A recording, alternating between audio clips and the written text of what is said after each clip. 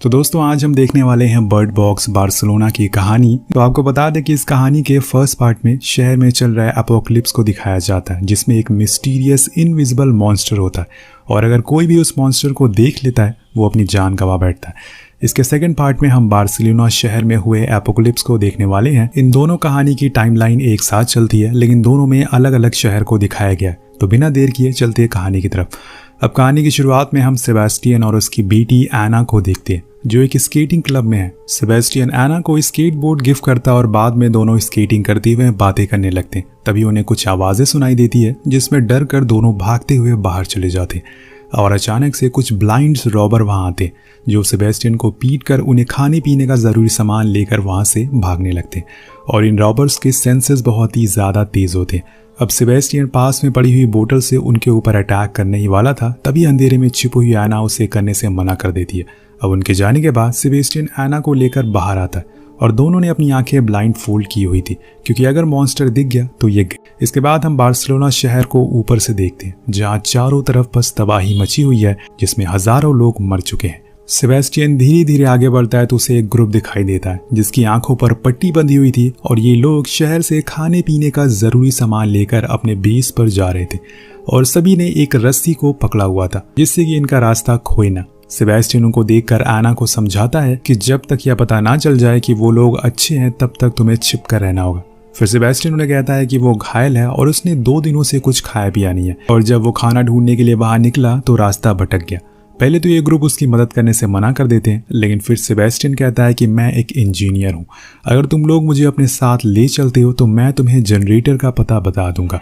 अब ये बात सुनकर ग्रुप का लीडर मार्शल उसे अपने बेस पर ले जाता है, जो एक बस फैक्ट्री होती है और यहाँ पर पहले से ही बहुत सारे लोग मौजूद थे। अब बेस पर लिलियाना नाम की एक डॉक्टर उसका इलाज करती है और उसे टाके लगाती है।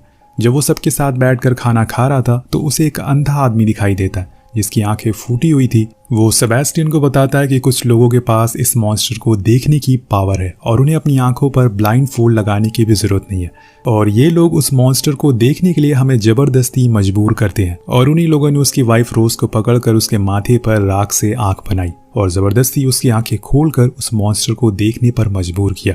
अब वो लोग उसकी भी आंखें खुलवाने वाले थे, लेकिन उसने टेबल पर रखे चाकू से बिना हेजिटेशन के अपनी आंखें ही फोड़ ली और अब वो उनके किसी काम का नहीं है, इसलिए उन लोगों ने उसे जिंदा छोड़ दिया। इन लोगों की बातों से मैं नोटिस करते हैं कि ये लोग अच्छे हैं, तो फिर सेबेस्टियन एना को यहाँ पर लेकर क्यों आया। खैर, इस राज का खुलासा कहानी के आगे होगा।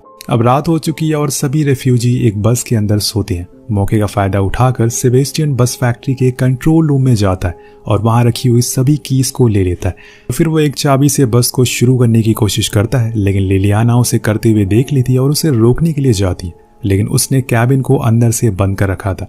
अब वो लिलियाना से कहता है कि अब सब कुछ ठीक हो जाएगा। बस के स्टार्ट होते ही सभी लोग उठ जाते हैं और उसे कैबिन को तोड़कर अंदर आ जाते हैं, लेकिन अब बहुत देर हो चुकी है, क्योंकि फैक्ट्री से बाहर निकलते ही बस का एक्सीडेंट हो जाता है। सेबेस्टियन और मार्शल बस से बाहर निकलते हैं, तभी सडनली पीछे वो मॉन्स्टर आता है और उसे देखने के बाद मार्शल कांच के टुकड़े से खुद का गला काट लेता है। और यहाँ सेबेस्टियन जबरदस्ती लिलियाना की आंखें खुलवाकर मॉन्स्टर को देखने पर मजबूर करता है, जिसे देखने के बाद लिलियाना अपना होश खो देती है और बस के टायर से अपने सर को कुचल देती है।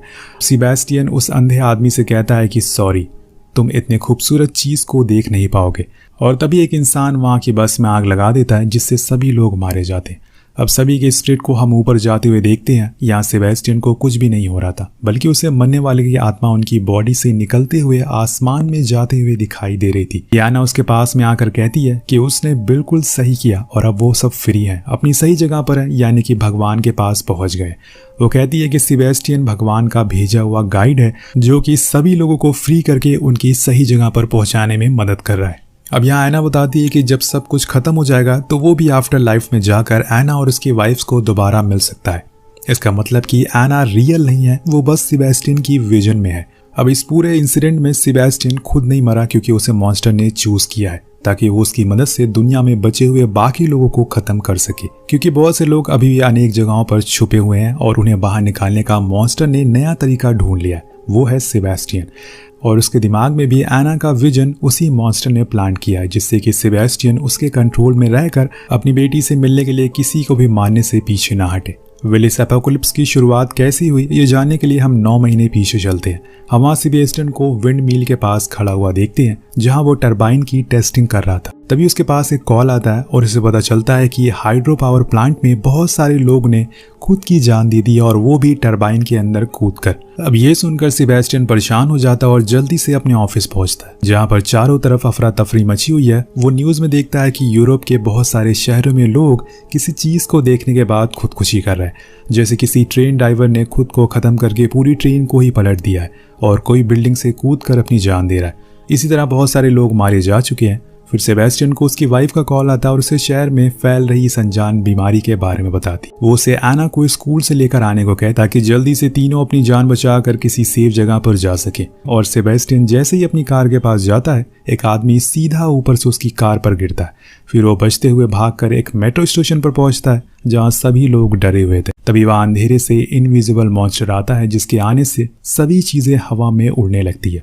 जिन लोगों ने भी इस मॉन्स्टर को देखा था वो सभी ट्रेन की ट्रैक पर कूदना शुरू हो जाते हैं, लेकिन सेबेस्टियन उस मॉन्स्टर को नहीं देखता और वो समझ जाता है कि मॉन्स्टर की तरफ देखने से ही लोग अपना होश खो रहे हैं और फिर वो लोगों को खुद की जान लेने पर मजबूर कर रहा है। अब ट्रेन आने से पहले पूरे मेट्रो स्टेशन पर भगदड़ मच गई थी और सभी लोग अपनी जान लेने की कोशिश कर रहे थे। सेबेस्टियन वहां से कैसे भी करके बच निकलता है और एना के स्कूल पहुंचता है। एना को लेकर यहाँ से निकलता है, तभी रास्ते में उसे चर्च का प्रीस्ट मिलता है।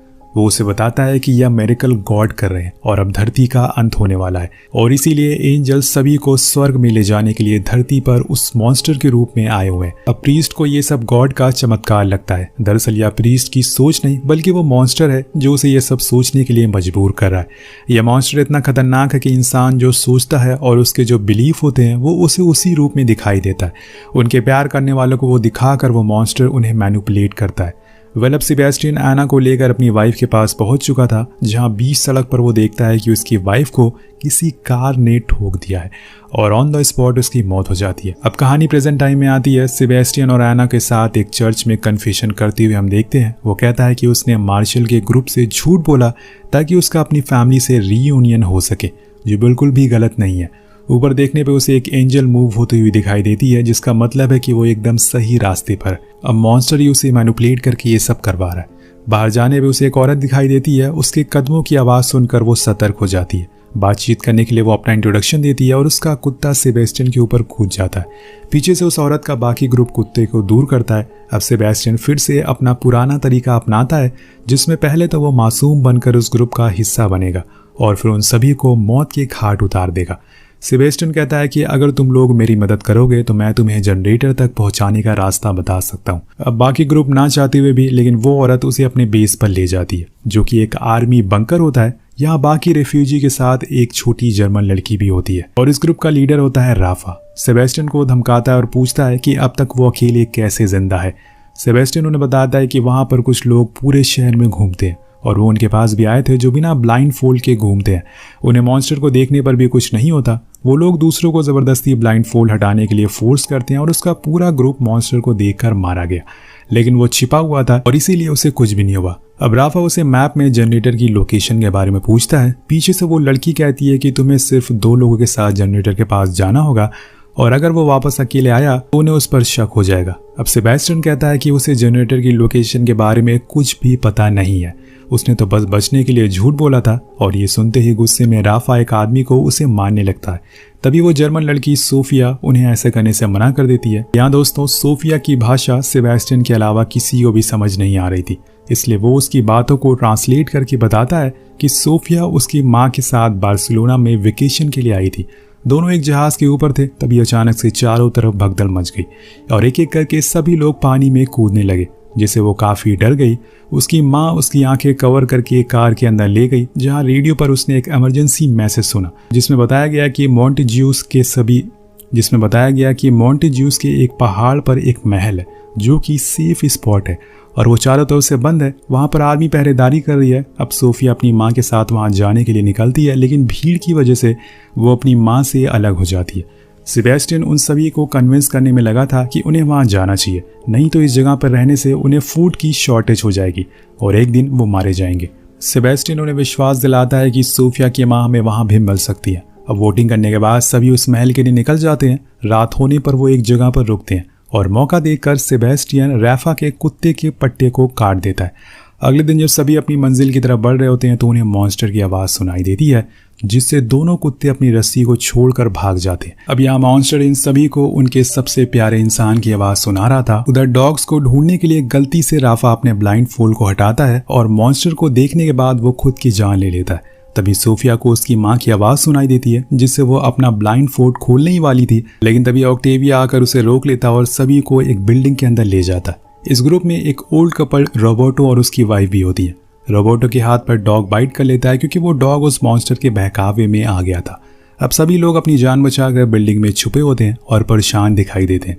क्लारा को समझ नहीं आ रहा था कि उन सभी को उनके चाहने वालों की आवाज़ कैसे सुनाई दे रही है, तो ऑक्टेवियो उन्हें समझाता है कि शायद यह ऑब्जर्वर इफेक्ट से हो सकता है। इसमें क्वांटम फील्ड में पार्टिकल इंडेफिनिट स्टेट में होते हैं। जब तक इन्हें ऑब्जर्व ना किया जाए तब तक यह मॉन्स्टर वहां नहीं आ सकता। इस मॉन्स्टर का कोई रूप और कोई शेप नहीं, बल्कि यह हर पल बदलता रहता है। जब तक उसे ऑब्जर्व ना किया जाए यह मॉन्स्टर हमारे कॉन्टैक्ट में आता है और वो हमारे लव वंस के हिसाब से अपना रूप बदलता है।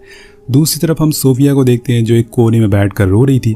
तभी सेबेस्टियन उसके पास जाता है और उसे समझाते हुए एना का पेंडेंट देता है। अब हम यहाँ फ्लैशबैक में देखते हैं कि सेबेस्टियन और एना के साथ एक घर में छुपा हुआ है। अब घर के बाहर वो लोग होते हैं जो मॉन्स्टर को देख सकते थे। इन लोगों का लीडर वही प्रीस्ट होता है जिसे सेबेस्टियन चर्च में मिला था। यह प्रीस्ट लोगों के सर पर हाथ रखकर आंख बनाता था और मॉन्स्टर को देखने के लिए मजबूर करता था ताकि वो खुद को खत्म कर सके। वापस प्रेजेंट टाइम पे आने पर एना को देखते हैं जो सेबेस्टियन को डांट रही थी क्योंकि उसने उसका पेंडेंट बिना पूछे सोफिया को दे दिया था, क्योंकि सोफिया के पास पेंडेंट के ऊपर उसका नाम लिखा हुआ था। यहाँ क्लारा बताती है कि मॉन्स्टर के आने पर उसे उसके भाई की आवाज़ सुनाई देती है जो कि मर चुका था। वो सेबेस्टियन को समझाती है कि यह मॉन्स्टर दिमाग में घुसकर हमारे विश्वास और डर को तोड़ मरोड़ कर उनके खिलाफ इस्तेमाल करते हैं, और एना उसे ये सब सुनने से मना करती है। उसके बाद सभी बिल्डिंग के अंदर दवाइयों को ढूंढने लगते हैं। तभी एना सेबेस्टियन को एक आदमी को खत्म करने को कहती है, इसलिए सेबेस्टियन ऑक्टिविया से झूठ कहता है कि सभी खिड़कियां बंद है, इसलिए तुम अपना ब्लाइंड फोल्ड खोल सकते हो। अब ऑक्टेविया अपने पट्टियां हटा लेती है और वो मॉन्स्टर उसे भी मार देता है। लेकिन इस बार कुछ नया होता है। सेबेस्टियन को उसकी आत्मा की रोशनी बाहर निकलती हुई दिखाई नहीं देती और वो समझ जाता है कि वो जो भी कर रहा है वो गलत है और एना उसे मैनिपुलेट करने की कोशिश कर रही है। इसके बाद सभी बाहर निकलते हैं और रास्ते में उन्हें मॉन्स्टर का आदमी दिखाई देता है, जिससे बचकर बाकी तो निकल जाते हैं, लेकिन वो ओल्ड कपल वहीं गिर जाते हैं और दोनों खुशी खुशी अपने ब्लाइंड फोल्ड को खोलकर मौत को एक्सेप्ट कर लेते हैं। यहाँ सेबेस्टियन जब सोफिया और क्लारा को लेकर एक बिल्डिंग के अंदर जाता है तो क्लारा उसके ऊपर गुस्सा करती है क्योंकि उसके पास उस कपल को बचाने का मौका था, लेकिन उसने ऐसा नहीं किया। फिर उसे पता चलता है कि सेबेस्टियन मॉन्स्टर को देख सकता है क्योंकि उसे ग्लासेस से सब कुछ दिखाई दे रहा था। अब ये जानते ही क्लारा सोफिया को लेकर ब्लाइंड फोल्ड लगाकर यहाँ से भागने लगती है और वो छत पर पहुंच जाती है, लेकिन आंखें बंद होने की वजह से उसे डेड एंड दिखाई नहीं देता, इसलिए वो नीचे बालकनी में गिर जाती है। अब सेबेस्टियन सोफिया के पास जाता है तो एना उसे ब्लाइंड फोल्ड हटाने के लिए प्रवोक करती है, लेकिन अब सेबेस्टियन की सेंसेस काम करने लगी थी, इसलिए वो सोफिया का ब्लाइंड फोल्ड नहीं हटाता और एना की बात मानने से बच जाता है। अब कहानी फिर से फ्लैशबैक में आती है। हम 7 महीने पहले का समय देखते हैं जहाँ प्रीस्ट के लोगों ने सेबेस्टियन और एना को पकड़ लिया था। प्रीस्ट एना की आंखें खोलकर उसे जबरदस्ती मॉन्स्टर को दिखाता है। इसके बाद एना सेबेस्टियन के सामने खुद को खत्म कर लेती है और इसका बहुत ही गहरा असर पड़ता है सेबेस्टियन पर। लेकिन यहाँ दोस्तों सेबेस्टियन को मॉन्स्टर के देखने पर कुछ भी नहीं होता क्योंकि उसे इल्यूजन में उसे एंजल दिखाई देती है, जिसके बाद से ये उसे एना भी दिखने लगी थी। अब प्रेजेंट टाइम में जब सेबेस्टियन क्लारा को होश में लाता है तो तभी उस बिल्डिंग में प्रीस्ट के आदमी आ जाते हैं। एक औरत उन्हें रोकने की कोशिश करती है जो मॉन्स्टर को देख सकती थी। सेबेस्टियन उसके साथ फाइट करता है, जिसके बाद सोफिया और क्लारा को एक कार में लेकर महल की तरफ जाने को स्टेशन पर पहुंचा देता है। सेबेस्टियन कार के फ्यूल टैंक में आग लगा देता है और जैसे ही प्रीस्ट के आदमी वहां आते हैं एक धमाके में सभी मारे जाते हैं। वो क्लारा और सोफिया के ऊपर जाने का ऑर्डर देता है और खुद नीचे रुककर प्रीस्ट के आदमियों को रोकने का फैसला करता है। ऊपर जाते वक्त सीढ़ी के टूटने की वजह से सोफिया गिरने वाली थी, लेकिन क्लारा उसके हाथ पकड़ लेती है और बचा लेती है। अब क्लारा अपना ब्लाइंड फोल्ड हटाकर ऊपर जाने लगती है। ऊपर जाने के बाद क्लारा केबल कार के स्विच को ऑन कर देती है। नीचे सेबेस्टियन को वो मॉन्स्टर एना के रूप में फिर से मैनिपुलेट करने की कोशिश करता है, लेकिन अब उसे सच पता था, इसलिए वो उसकी एक भी बात नहीं मानता। अब एना उसकी तरफ बढ़ने लगती है और वो असल में प्रीस्ट होता है और यह मॉन्स्टर उसे एना की तरफ दिख रहा था, लेकिन इस बार सेबेस्टियन कोई होश खोने वाला नहीं है, इसलिए वो मॉन्स्टर के बहकावे में नहीं आता और जैसे ही वो प्रीस्ट उसके करीब आता है वो उसके पेट में आयरन रॉड घुसा देता है। बदले में प्रीस्ट भी उसे मार डालता है और इस तरह से सेबेस्टियन 2 लोगों की जान बचाने के लिए खुद की जान गंवा देता है। इधर क्लारा के स्विच ऑन करते ही धीरे धीरे केबल कार उसकी तरफ बढ़ रही थी। उसी समय वो मॉन्स्टर क्लारा और सोफिया को ब्लाइंड फोल्ड हटाने के लिए मैनिपुलेट करता है, लेकिन वो खुद को संभाल लेते हैं और केबल कार के आते ही कूद कर उसमें बैठ जाते हैं, जो उन्हें सीधी महल तक ले जाता है। अब महल में हम बहुत सारे आर्मी वाले को देखते हैं जो कि उनका चेकअप करते हैं कि कहीं यह मॉन्स्टर के आदमी तो नहीं है। अब कैंप के अंदर जाते ही सोफिया को उसकी माँ मिलती है, जिसे देखकर वो बहुत ही खुश हो जाती है। जब क्लारा अपना ब्लड सैंपल दे रही थी तो एक डॉक्टर उसे बताती है कि मॉन्स्टर को देखने वाले लोगों को शीयर्स कहते हैं और इन शीयर्स के डीएनए में ट्रॉमा और पेन से अल्टर हो जाता है जिससे कि उन्हें मॉन्स्टर देखने के बाद भी कुछ नहीं होता। यह डॉक्टर शीयर्स के खून को इस बीमारी के लिए एंटीडोट बनाने की कोशिश कर रहे थे, लेकिन उन्हें नहीं पता कि ये कोई बीमारी नहीं है। कहानी के आखिर में हम देखते हैं कि महल के आर्मी डॉक्टर शीयर्स के ब्लड सैंपल से बनाए हुए एंटीडोट को चूहे के ऊपर टेस्ट कर रहे थे और उन चूहे के पास एक शीयर्स को भी बांध कर रखा होता है। इसके बाद हम कमरे में जोर से चिल्लाने की आवाज़ आती है और इसी के साथ ये कहानी यही खत्म हो जाती है। तो आपको कहानी कैसी लगी हमें कमेंट करके जरूर बताइएगा। नेक्स्ट कहानी कौन सी सुनना चाहेंगे नीचे जरूर